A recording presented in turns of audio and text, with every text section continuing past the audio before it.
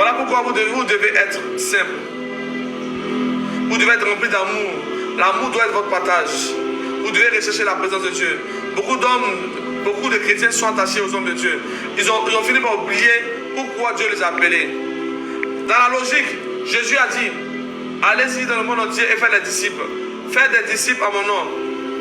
Mais lorsque nous prions en communauté, nous devenons forts devant la sorcellerie.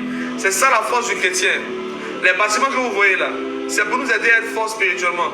Parce que quand plusieurs personnes sont de prier, c'est plusieurs anges qui sont là. Et les anges, ils ont une puissance. Et ils opèrent en même temps. C'est comme un combat acharné. Et il y a des grandes délivrances. Mais le véritable temple de Dieu, c'est le corps de l'être humain. Si tu souilles ton corps dans la prostitution, tu souilles ton corps dans les pratiques bizarres, comment veux-tu que Dieu puisse s'élever?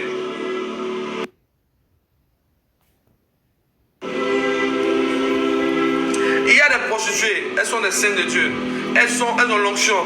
Mais à cause de la situation de leur vie, elles sont restées dans la prostitution. Mais on ne sait pas comment elles vont terminer. Si Dieu a dit que les prostituées vont dévancer les pharisiens, ça veut dire qu'il y a des prostituées, mariées, les busy, qui vont aller au paradis. Je vous dis la vérité. Je m'appuie sur la parole de Dieu. Vous êtes là, vous jouez. Non, je suis tout sanctifié. Non, hey! Le bandit sur la croix, il n'était pas sanctifié. Hein. Il a fini de tuer les gens, on devait le tuer. Puis il a dit, Seigneur, moi je crois en toi. Il est parti avec au paradis. Le niveau où nous opérons dans le niveau de la grâce. La grâce de Dieu. La grâce de Dieu qui veut changer ta vie. La grâce de Dieu qui veut changer ton histoire. La grâce de Dieu qui veut t'impacter. Tu es chrétien en quoi? Tu dors dans les bois de nuit. Le pain de tout dans les bois de nuit. Tu es chrétien en faisant quoi? Tu as porté tes habits pour séduire des hommes. Tu es chrétien en faisant quoi? Et quand vous parlez la vérité, non, votre affaire de Dieu là c'est trop bizarre. Hey, Dieu n'a pas de négociation. Moi je vous dis la vérité. Dieu m'a appelé, non? J'étais dans le monde. Pourquoi je n'ai pas fait l'os? Pourquoi je n'ai pas fait des coups d'oreille pour une valeur? Il y a trop de plaisantins. Hein? Et beaucoup de gens se font séduire. Ils écoutent des musiques qui sont déjà envoûtées. Quand tu viens dans la présence de Dieu, on dit, tu laisses tout ce qui est ancien et tu viens renouveler. Et quand tu viens renouveler, tu viens en même temps avec cette pensée que Dieu fera beaucoup de choses pour toi. Ils ont des l'os. Ils disent le nom de Jésus, mais ils renient le nom de Jésus. Bon, tout à l'heure, là, si maintenant vous me voyez, je porte chaîne et un bague, je porte des trucs sur moi, vous allez réagir comment? Non, sois honnête. C'est pas un bague que vous m'avez reconnu. C'est pas une chaîne que vous m'avez reconnu. Vous m'avez connu avec la parole de Dieu, avec un domaine de révélation. Vous m'avez connu là où je commence à parler des langues que je ne maîtrise même pas. Donc je vais vous faire comprendre que l'affaire de Dieu là c'est simple. Voilà pourquoi lorsqu'un homme de Dieu se lève, vous devez prier pour ne pas qu'il tombe dans le feu étranger. Parce que le diable, quand le diable voit qu'un homme de Dieu est authentique, il va faire tout pour l'attirer vers le feu étranger. Vous êtes là, vous êtes pressés pour aller dans les églises. Mais église, moi je vous dis une chose. Hein. Je ne vous dis pas de pas aller dans les églises. Hein. Mais il y a des églises où tu dois faire ton offrande, mais l'homme de Dieu ne prie même pas dessus.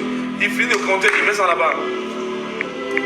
Tu as besoin d'un homme de Dieu de prière, un homme de Dieu qui est consacré, un homme de Dieu qui se prive de tout, parce qu'il recherche la face de Dieu. Quand j'ai fini mon moment de jeûne, je vous ai mis sur 7 jours de jeûne. Pourquoi? Parce qu'une femme était sur le lit d'hôpital. Elle dit que le Dieu de l'île Shabbat se souvient de moi. J'étais touché. Elle est en train de lutter entre la vie et la mort. Je sais que moi seul, je ne peux pas. Pourquoi? Je dis moi seul.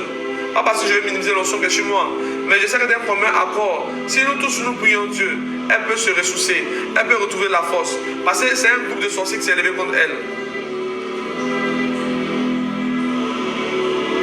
Tu te plains de la trahison de ton homme. Mais attends, quand tu partais lui faire des cadeaux là, est-ce que tu as déjà payé ta dîme? Combien de choses tu as donné dans la maison de Dieu? Aujourd'hui, parce que ton homme t'a trahi, tu viens maintenant, oh Seigneur, toi tu es le Dieu de justice. Toi tu sais que Dieu est le Dieu de justice. Et tu as gardé ton argent dans ta poche, tu n'as jamais payé ta dîme, tu n'as jamais payé tes offrandes, tu n'as jamais été l'œuvre de Dieu. C'est aujourd'hui que tu avais dit qu'il est le Dieu de justice. Tu te mens à toi-même. Tu te mens à toi-même. On dit lève-toi, tu vas prier à 3h du matin. Tu dis l'homme de Dieu là, comme il a une grâce sur lui, il peut prophétiser de 3h jusqu'à 14h. Donc je vais en profiter. Non, tu es en train de te foutre de Dieu. Parce que ce que tu ne sais pas, moi c'est ma grâce de me priver de sommeil. Je peux prier comme ça 24 heures sur 24 heures. J'ai dit, j'ai prié pendant 7 jours. Dieu m'a fait cette grâce. J'ai prié pendant 7 jours. J'ai prié à genoux comme ça pendant des heures et des heures. Et toi, tu es là à cause de quelques minutes. Homme de Dieu, ton live va tout durer. Tu n'es pas arrivé encore au niveau où tu aimes Dieu. Ton live va tout durer. Donc moi, je suis arrêté là. Tu me vois, je suis assis sur chaise royale. Je suis arrêté de te parler, je suis assis sur chaise royale. Comment un homme peut s'arrêter là comme ça pendant des heures en train de prier, parler de Dieu? Moi, tu mets ces membres là. Ça ne fatigue pas aussi. Grandissez s'il vous plaît. Grandissez s'il vous plaît. Vous êtes des hommes de Dieu. Et vous venez, vous prenez des faux profils. Et vous m'attaquez. Ce n'est pas moi vous attaquez, c'est Dieu vous attaquez. Parce que déjà, le signe qui montre que vous êtes des faux hommes de Dieu, c'est que même pour me parler, vous prenez des faux profils. C'est prophétique. Tu veux parler à un homme de Dieu, tu es la fond, tu viens dans le live, tu l'écoutes. Mais tu prends un faux profil, bah, toi-même tu es faux. À la base. Tu es faux à la base. Moi j'ai dit, tous ceux qui ont reçu des prophéties venant de Dieu, ils n'ont qu'à essayer de défier, ils ne savent juste une prophétie. Parce que l'ange n'est déjà pas à frapper. Je vous exhorte à beaucoup d'humilité. Je vous exhorte à beaucoup d'humilité. Recherchez Dieu, ne recherchez pas les hommes. Vous voyez quand on vient dans le direct, ce qui fait que je prophétise le plus, c'est le cœur prédisposé. Quand tu emmènes une personne dans le live, et puis cette personne est là, elle te coûte, elle ne parle pas. Mais elle se fait du mal à elle-même. Parce que quand tu t'envoies un marabout, tu ne parles pas. Tu n'interroges pas. Mais moi, je ne suis pas un marabout qui va expliquer toute ta vie. Non. La Bible déclare que Dieu interroge ses secteurs de prophètes. Dieu nous pose des questions. Mais c'est en faisant la réponse que Dieu nous donne des réponses. Donc quand tu es prophétique, pendant que l'homme de Dieu te parle, tu parles avec lui, tu le stimules.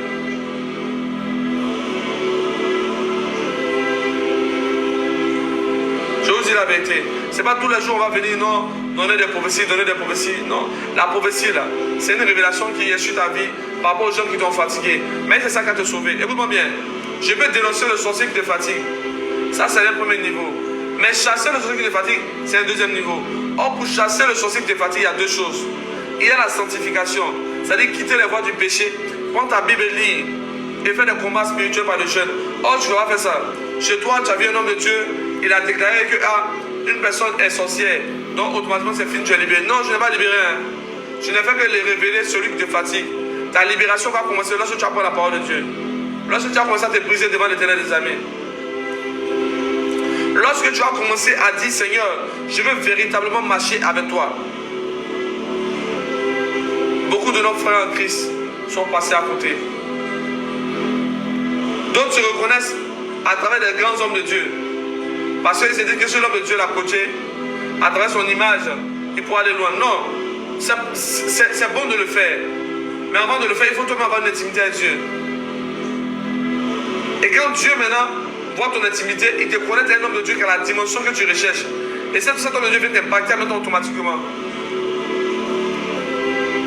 J'entends des hommes de Dieu qui disent, non, j'étais ravi ici, à tel âge. C'est dans son ministère, il était ravi. Mais moi, c'est à l'âge de 9 ans, 14 ans. Donc, si on veut comparer dans le ministère, je suis vieux. La différence entre moi et vous, c'est que je ne suis pas sorti. Donc, quand vous parlez des généraux, là, vous me faites rire. Parce que pendant que vous êtes au ministère, là, dans le secret, là, Dieu m'a mené au paradis, il me donnait des enseignements, il me donnait des côtes. Donc, en quoi vous êtes vieux dans le ministère?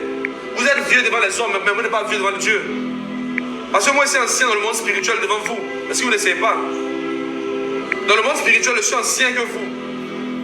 Parce que les archanges que j'ai vus là, on peut compter parmi vous les hommes, vous dites que vous êtes des généraux là. Là, sont ceux qui ont vu les archanges que j'ai vus. Les anges des nations que j'ai vus. Là, sont ceux qui ont vu les anges des nations. Les démons de principauté, les démons qui sont logés dans tel endroit, qui dominent tel lieu.